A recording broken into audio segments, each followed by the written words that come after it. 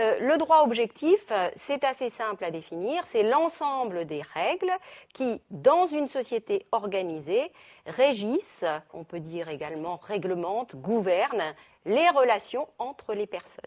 Donc, ensemble de règles qui interviennent dans une société.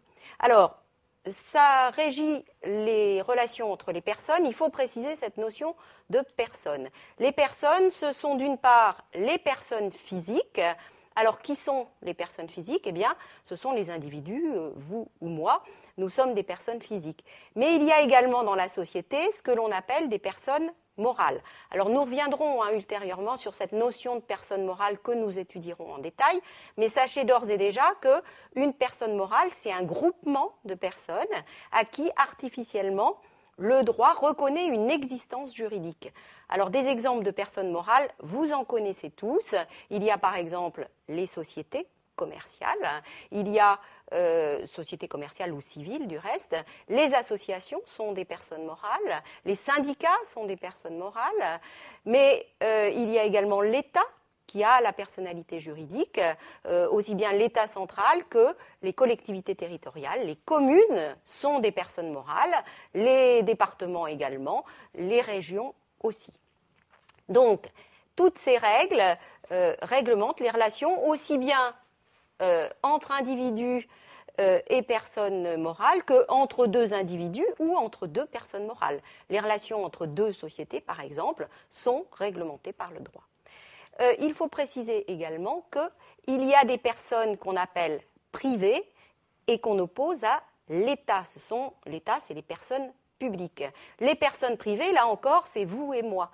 Et puis, les sociétés privées sont également arrangées dans cette catégorie. Et puis, il y a l'État qui est également une personne juridique. Donc, le droit objectif va réglementer les relations entre toutes ces personnes.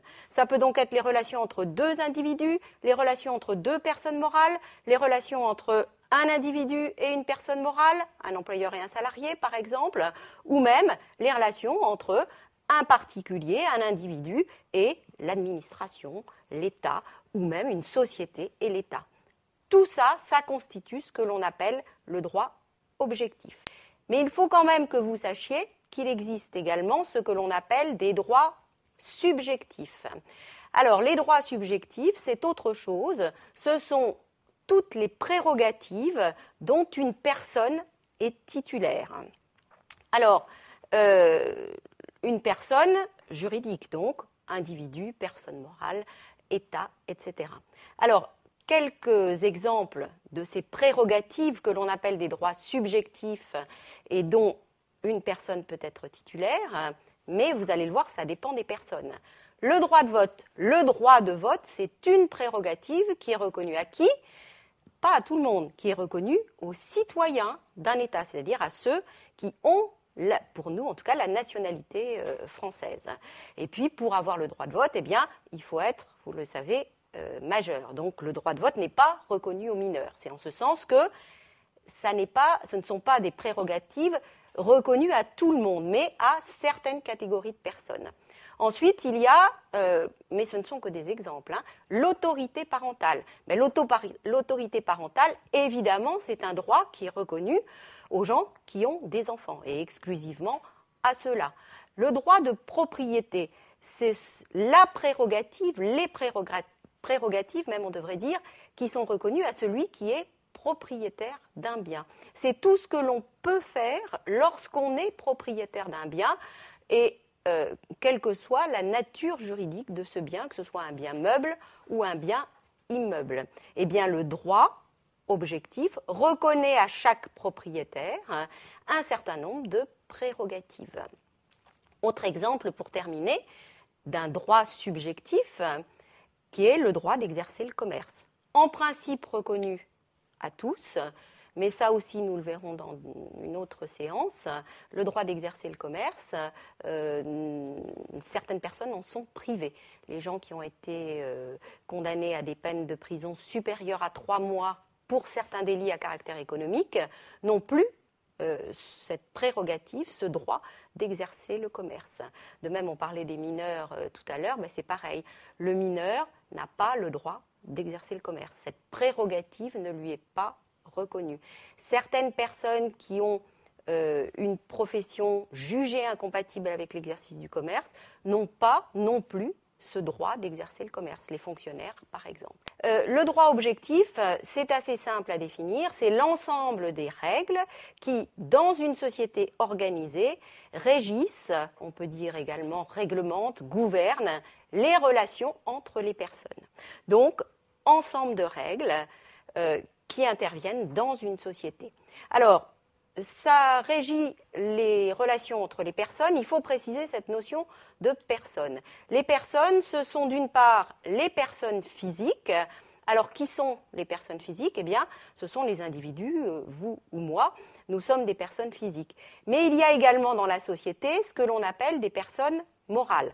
Alors, nous reviendrons ultérieurement sur cette notion de personne morale que nous étudierons en détail, mais sachez d'ores et déjà qu'une personne morale, c'est un groupement de personnes à qui artificiellement le droit reconnaît une existence juridique.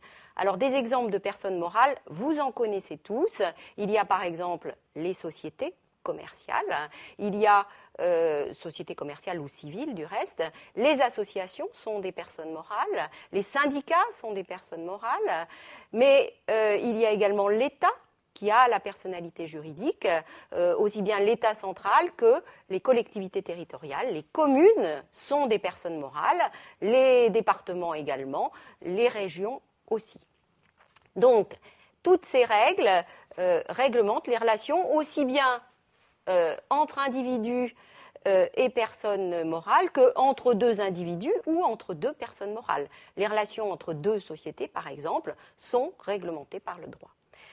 Il faut préciser également qu'il y a des personnes qu'on appelle privées et qu'on oppose à l'État. L'État, c'est les personnes publiques. Les personnes privées, là encore, c'est vous et moi. Et puis, les sociétés privées sont également arrangées dans cette catégorie. Et puis, il y a l'État qui est également une personne juridique. Donc, le droit objectif va réglementer les relations entre toutes ces personnes. Ça peut donc être les relations entre deux individus, les relations entre deux personnes morales, les relations entre un individu et une personne morale, un employeur et un salarié par exemple, ou même les relations entre un particulier, un individu et l'administration, l'État, ou même une société et l'État. Tout ça, ça constitue ce que l'on appelle le droit objectif. Mais il faut quand même que vous sachiez qu'il existe également ce que l'on appelle des droits subjectifs. Alors, les droits subjectifs, c'est autre chose. Ce sont toutes les prérogatives dont une personne est titulaire. Alors, une personne juridique, donc, individu, personne morale, État, etc.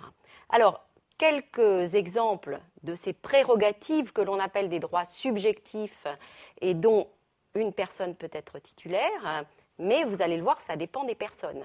Le droit de vote. Le droit de vote, c'est une prérogative qui est reconnue à qui ? Pas à tout le monde, qui est reconnue aux citoyens d'un État, c'est-à-dire à ceux qui ont, pour nous en tout cas, la nationalité française. Et puis, pour avoir le droit de vote, eh bien, il faut être, vous le savez, majeur. Donc, le droit de vote n'est pas reconnu aux mineurs. C'est en ce sens que ce ne sont pas des prérogatives reconnues à tout le monde, mais à certaines catégories de personnes. Ensuite, il y a, mais ce ne sont que des exemples, l'autorité parentale. Mais l'autorité parentale, évidemment, c'est un droit qui est reconnu aux gens qui ont des enfants, et exclusivement à ceux-là. Le droit de propriété, c'est la prérogative, les prérogatives, même on devrait dire, qui sont reconnues à celui qui est propriétaire d'un bien. C'est tout ce que l'on peut faire lorsqu'on est propriétaire d'un bien, et quelle que soit la nature juridique de ce bien, que ce soit un bien meuble ou un bien immeuble. Eh bien, le droit objectif reconnaît à chaque propriétaire un certain nombre de prérogatives. Autre exemple, pour terminer, d'un droit subjectif qui est le droit d'exercer le commerce. En principe reconnu à tous, Mais ça aussi, nous le verrons dans une autre séance. Le droit d'exercer le commerce, certaines personnes en sont privées.